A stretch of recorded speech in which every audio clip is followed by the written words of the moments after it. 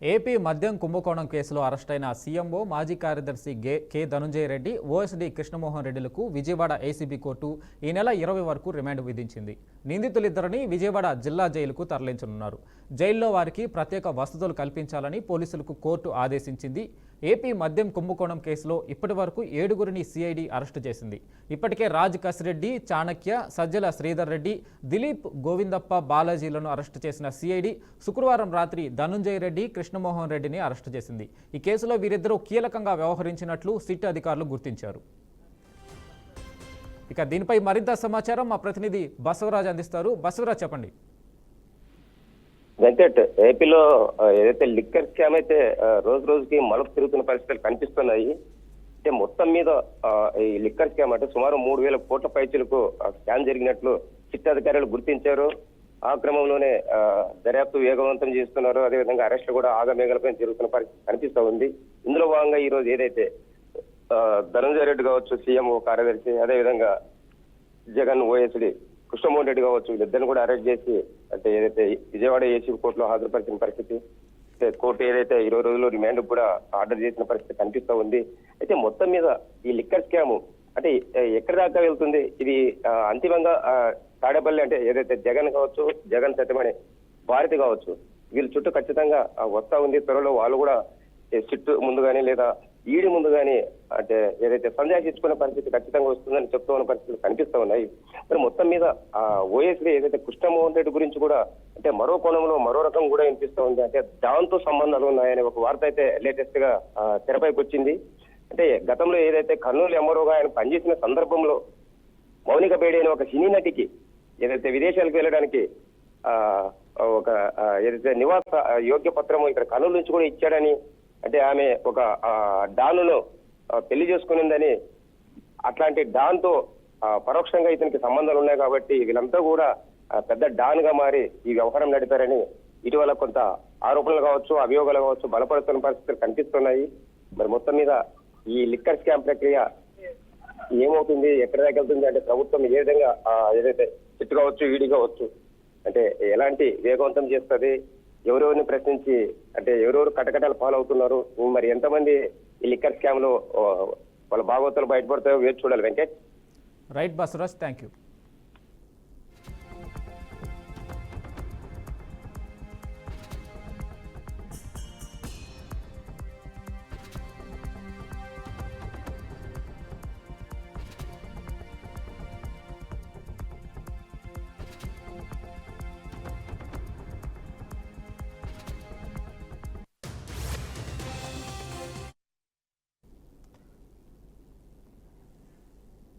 AP మహిళలకు CM Chandrababu good news చెప్పారు. ఎప్పుడెప్పుడా అని ఎదురు చూస్తున్న మహిళలకు ఉచిత బస్సు ప్రయాణంపై ఆయన కీలక ప్రకటన చేశారు.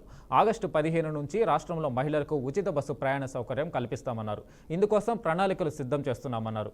అలాగే తల్లికి వందనం హామీని అమలు చేస్తామని సీఎం చంద్రబాబు స్పష్టం చేశారు.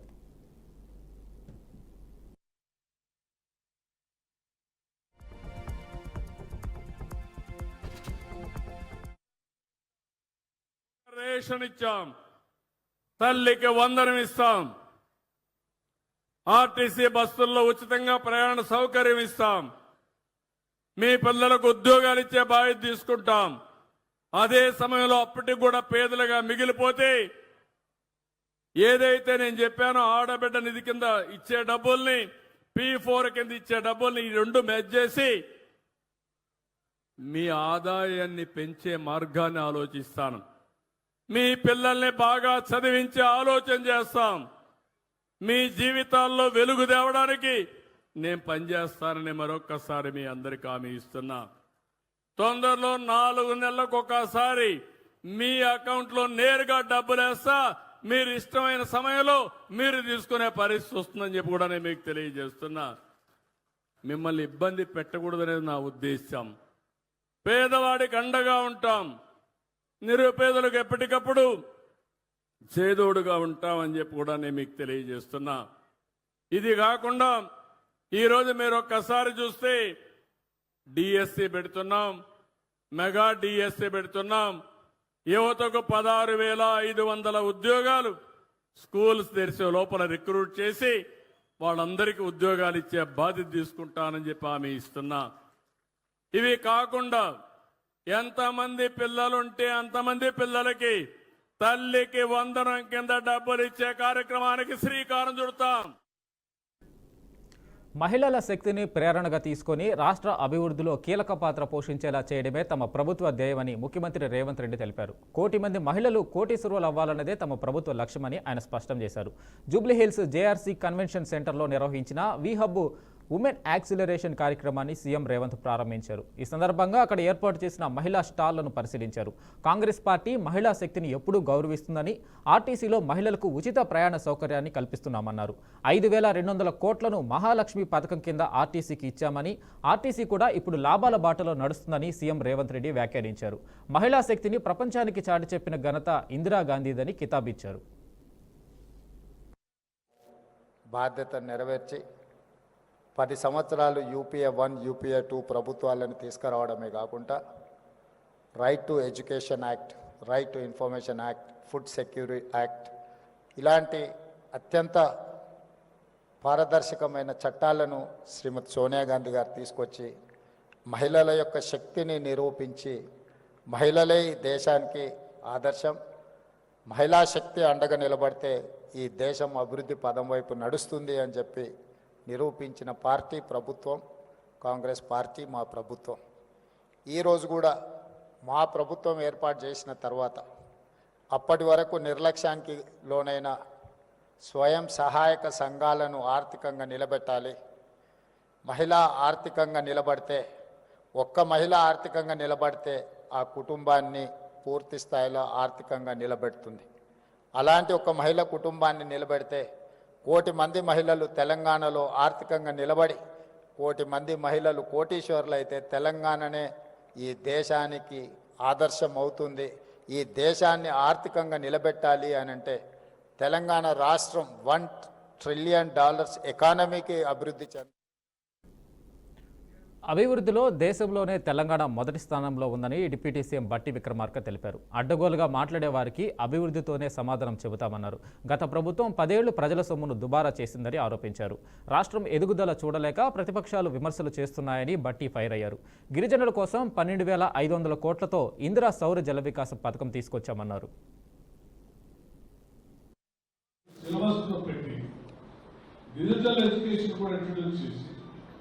ఫోర్త్ క్లాస్ వరకు నుంచి దాదాపు ఒక స్కూల్ కావాల్సిన ఇన్ఫ్రాస్ట్రక్చర్ని ఇంకా దఫాల వారిగా కాకుండా ఒకటేసారి ఆ బిల్డింగ్స్ కూడా కంప్లీట్ చేసి ఆ స్కూల్స్ ని ఈ రాష్ట్ర ప్రజలకు అందించడమే ప్రధాన ధ్యేయంగా పెట్టుకొని ఈ రాష్ట్ర ప్రభుత్వం ముందుకు పోతా ఉంది. ఒక్కొక్క స్కూల్ ఖరీదు 200 కోట్ల రూపాయలతో శాంక్షన్ చేశారు. ఒక్కొక్క స్కూల్ 200 కోట్ల రూపాయలు. అటువంటి 200 కోట్ల రూపాయలు మన జిల్లాలో ఉన్నటువంటి ఉమ్మడి జిల్లాలో 10 శాసనసభ నియోజకవర్గాలకు 10కి 10 శాంక్షన్ చేశాం. 10 శాసనసభ నియోజకవర్గాల్లో 10 స్కూల్స్ శాంక్షన్. ఇటు ఆత్మగౌరవంతో బతికేటట్టుగా గిరిజన కుటుంబాలు కూడా ఎదగాలి. ఈ రెండింటిని సమన్వయం చేస్తూ ఉండే విధంగా ఒక స్కీమ్ తీసుకొని రావాలని చెప్పి కేబినెట్ లో మేమందరం చర్చించి ఒక అద్భుతమైనటువంటి స్కీమ్ ఈ భారతదేశం ఎక్కడా లేదు. ఇందిరా సౌర గిరి జల వికాసం, ఇందిరా సౌర గిరి జల వికాసం 12,500 కోట్ల రూపాయలతో ఆ స్కీమ్ తీసుకొచ్చాం. ఈ స్కీమ్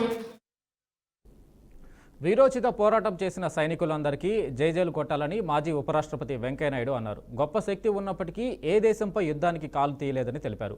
హైదరాబాద్ ట్యాంక్ బండ్పై బీజేపీ తిరంగా ర్యాలీ నిర్వహించింది.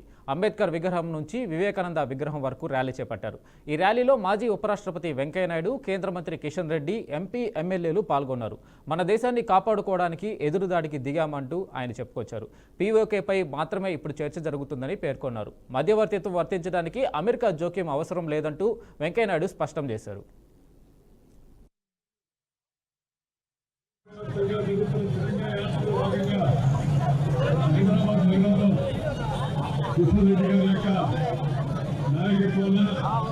హైదరాబాద్లో పౌరులందరూ కలిపి పార్టీలకు అతీతంగా అందరూ ఈరోజు ఈ తెలంగాణ యాత్ర స్థాయిలో ఈ తెలంగాణ యాత్రలో పాల్గొన్న కూడా అభినందిస్తున్నాం.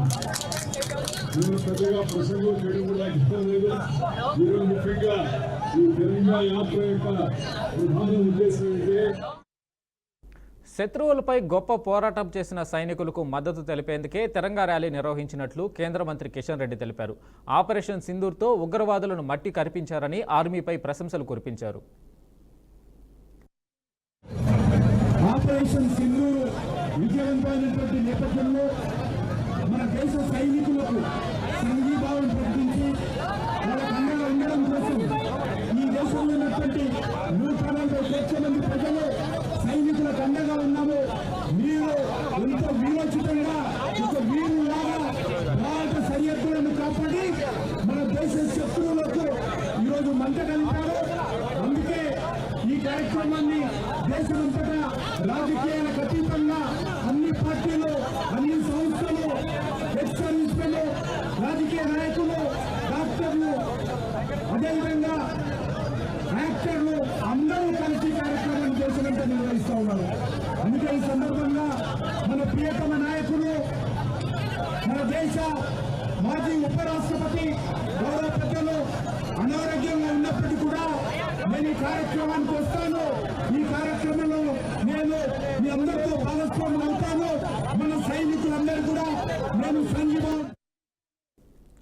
కాంగ్రెస్ ప్రభుత్వంపై బీజేపీ ఎంపీ రఘునందన్ రావు ప్రశంసలు కురిపించారు. మీ పాలన బాగుందంటూ కాంగ్రెస్ ప్రభుత్వానికి రఘునందన్ రావు కితాబు ఇచ్చారు. భూభారతి చట్టం తీసుకువచ్చినందుకు కాంగ్రెస్ ప్రభుత్వానికి, రెవెన్యూ మంత్రి పొంగులేటి శ్రీనివాసరెడ్డికి ఆయన ధన్యవాదాలు చెప్పారు.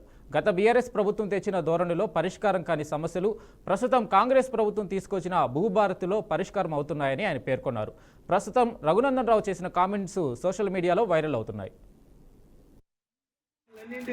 రెక్టిఫై చేయాలని, పార్టీలకు అతీతంగా రైతన్నని ఆదుకోవాలని ఈ సందర్భంగా నేను మీకు సవినయంగా అప్పీల్ చేస్తూ సెలవు తీసుకుంటున్నాను. జై హింద్, జై భారత్, జై తెలంగాణ. బీజేపీ నేత ఏలేటి మహేశ్వర్ రెడ్డి బీఆర్ఎస్ పార్టీపై సంచలన వ్యాఖ్యలు చేశారు. కేసీఆర్, కేటీఆర్, కవిత, హరీష్ మధ్య విభేదాలు ఉన్నాయని ఏలేటి ఆరోపించారు. హరీష్ రావు నేతృత్వంలో చీలిక దిశగా బీఆర్ఎస్ నడుస్తుందని హాట్ కామెంట్స్ చేశారు. తన తర్వాతే కేటీఆర్ అని ఇప్పటికే కేసీఆర్ సంకేతాలు ఇచ్చారని గుర్తు చేశారు.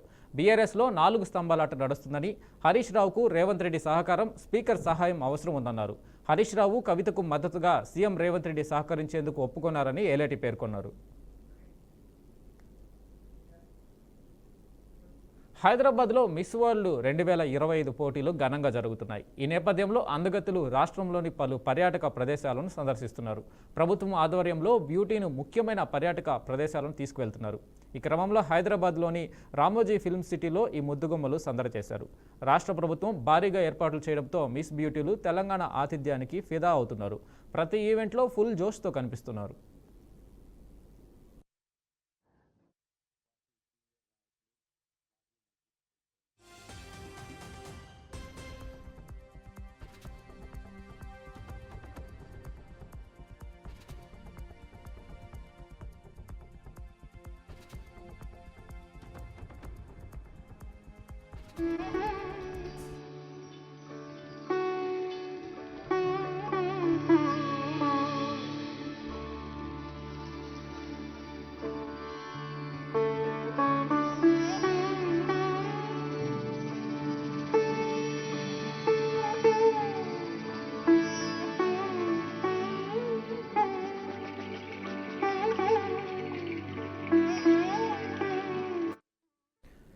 ఏపీ లిక్కర్ స్కామ్ కేసులో కృష్ణమోహన్ రెడ్డి, ధనంజయ్ రెడ్డిల రిమాండ్ రిపోర్టులో కీలక అంశాలను సిట్ ప్రస్తావించింది. ఇద్దరు నిందితుల రిమాండ్ రిపోర్టులో సిట్ పొందుపరిచిన అంశాలు చర్చగా మారాయి.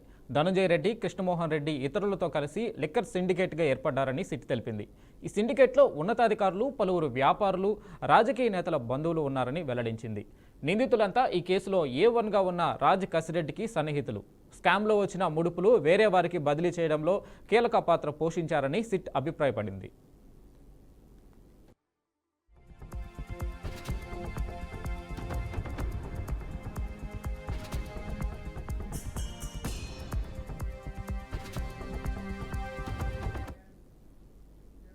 లిక్కర్ కేసు అంటూ కూటమి ప్రభుత్వం వైసీపీ నేతలను ఇబ్బంది పెడుతుందని మాజీ మంత్రి శైలజానాథ్ ఆరోపించారు. నాణ్యమైన మద్యం, తక్కువ ధరలు అంటూ సీఎం చంద్రబాబు జనాన్ని మోసం చేశారని ధ్వజమెత్తారు.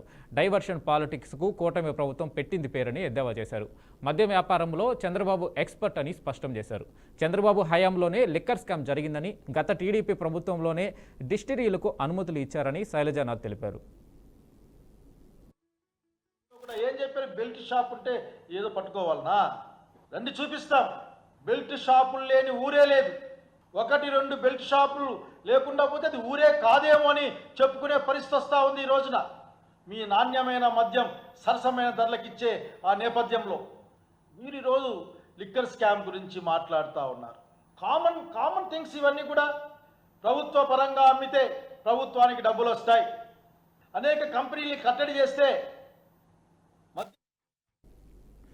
వైఎస్ జగన్ని అరెస్టు చేసి వైసీపీని సమూలంగా నాశనం చేయడమే సీఎం చంద్రబాబు లక్ష్యమని టీటీడీ మాజీ చైర్మన్ భూమన కరుణాకర్ రెడ్డి ఆరోపించారు. అందులో భాగంగానే కూటమి ప్రభుత్వం వైసీపీ నేతలను వేధిస్తుందని అన్నారు. సూపర్ 6 హామీలను అమలు చేయలేక చంద్రబాబు డైవర్షన్ పాలిటిక్స్ చేస్తున్నారని మండిపడ్డారు.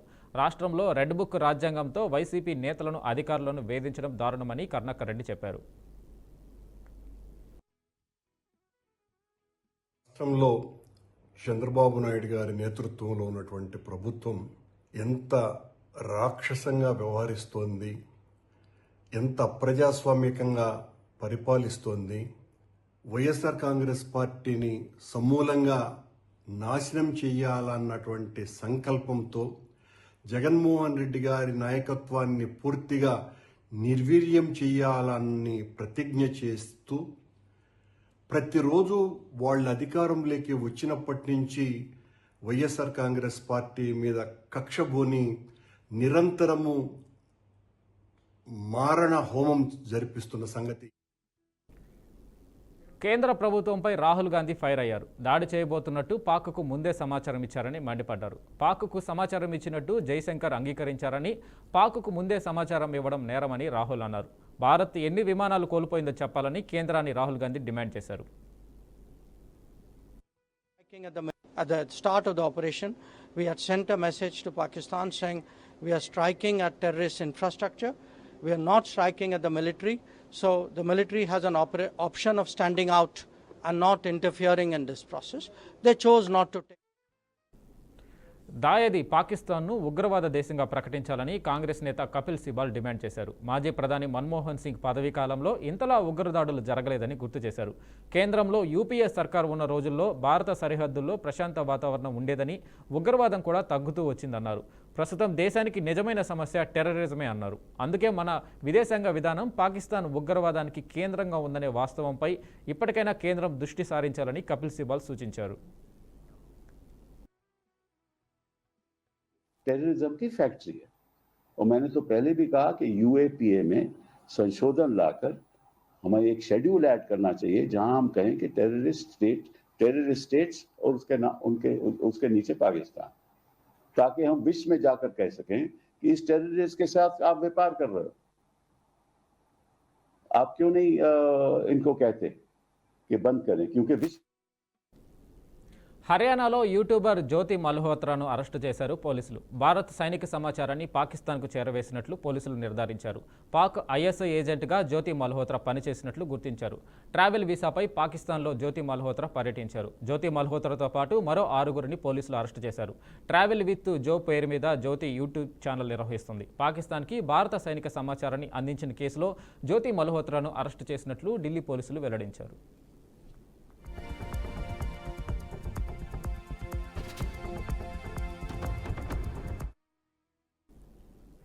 ఢిల్లీలో ఆమ్ ఆద్మీ పార్టీకి పెద్ద ఎదురుదెబ్బ తగిలింది. ఆమ్ ఆద్మీ పార్టీకి చెందిన 13 మంది కౌన్సిలర్లు ఆ పార్టీకి రాజీనామా చేశారు. ఆప్ ముఖ్య నేత ముఖేష్ గోయల్ నేతృత్వంలోని తిరుగుబాటుదారులు కొత్త పార్టీ ఏర్పాటు చేస్తున్నట్లు ప్రకటించారు. ఇంద్రప్రస్థ వికాస్ పార్టీ అనే కొత్త పార్టీని ఏర్పాటు చేస్తున్నట్లు ప్రకటించారు. గత మున్సిపల్ ఎన్నికలకు ముందు ఈ నేతలంతా కాంగ్రెస్ను వదిలి ఆమ్ ఆద్మీ పార్టీలో చేరారు. 25 ఏళ్లుగా మున్సిపల్ కౌన్సిలర్గా పనిచేస్తున్న గోయల్ 2021లో కాంగ్రెస్ నుండి ఆప్లోకి మారారు. మున్సిపల్ ఎన్నికల్లో ఈసారి బీజేపీ విజయం సాధించింది. దీంతో ఢిల్లీ మున్సిపల్ కార్పొరేషన్పై కాషాయ పార్టీ నియంత్రణ సాధించింది. ఇలాంటి తరుణంలో ఈ పరిణామం జరగడం గమనార్హం. మరోవైపు ఆమ్ ఆద్మీ పార్టీ మున్సిపల్ ఎన్నికలను బహిష్కరించింది.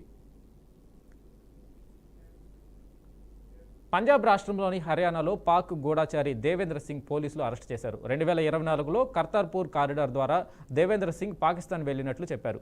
పాకిస్తాన్లోని నిఘా అధికారులను కలిసినట్లు తెలిపారు. పాకిస్తాన్ నిఘా సంస్థ ఐఎస్ఐ దేవేంద్ర సింగ్ను హనీ ట్రాప్ ద్వారా తమ గుప్పిట్లో పెట్టుకుందని వివరించారు.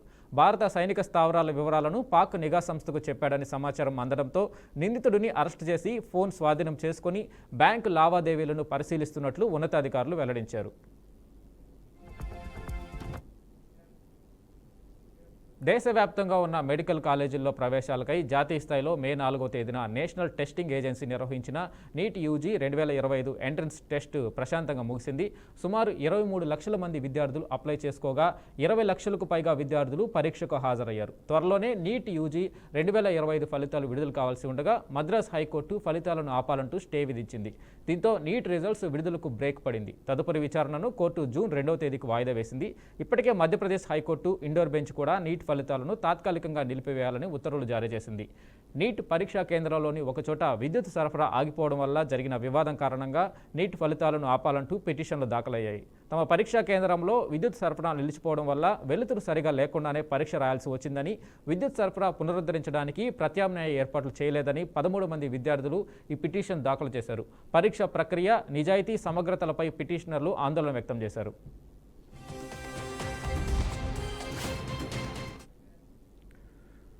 దేశ రాజధాని ఢిల్లీలో ఈదురుగాలులతో కూడిన భారీ వర్షం కురుస్తుంది. బలమైన గాలులతో Ashok Nagar metro station shed దెబ్బతింది. దీంతో ట్రాఫిక్కు తీవ్ర అంతరాయం ఏర్పడింది. పలు ప్రాంతాల్లో చెట్లు, విద్యుత్ స్తంభాలు విరిగిపడ్డాయి. దీంతో వాహనదారులు తీవ్ర ఇబ్బందులు పడుతున్నారు. ఇదిలా ఉంటే కేంద్ర వాతావరణ శాఖ ముందుగానే హెచ్చరిక జారీ చేసింది. 2 గంటల్లో ఢిల్లీ ఎన్సీఆర్లో ఈదురుగాలులతో కూడిన భారీ వర్షం కురుస్తుందని తెలిపింది. గత కొద్ది రోజులుగా ఢిల్లీలో ఇలాంటి వాతావరణమే నెలకొంది. హెచ్చుతగ్గులతో వాతావరణం ఉంటుంది. కొన్ని గంటలు వేడి, మరికొన్ని గంటలు చల్లగా ఉంటుంది.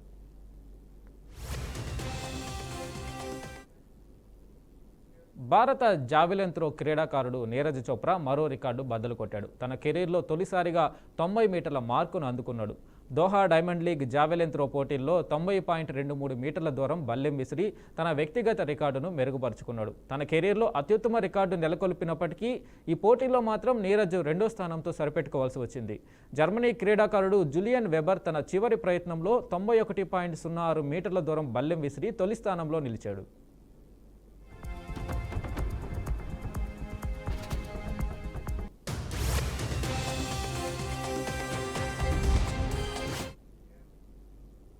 తెలుగు రాష్ట్రాలకు వాతావరణ శాఖ హెచ్చరికలు జారీ చేసింది. ఆంధ్రప్రదేశ్, తెలంగాణ రాష్ట్రాల్లో భారీ వర్షాలు కురుస్తాయని పేర్కొంది. నైరుతి రుతుపవనాల రాక ప్రభావంతో రానున్న 5 రోజుల పాటు తెలుగు రాష్ట్రాల్లో భారీ వర్షాలు కురుస్తాయని వాతావరణ శాఖ తెలిపింది. ఐఎండీ హెచ్చరికల నేపథ్యంలో ప్రజలు జాగ్రత్తలు తీసుకోవడం అవసరమని నిపుణులు చెబుతున్నారు.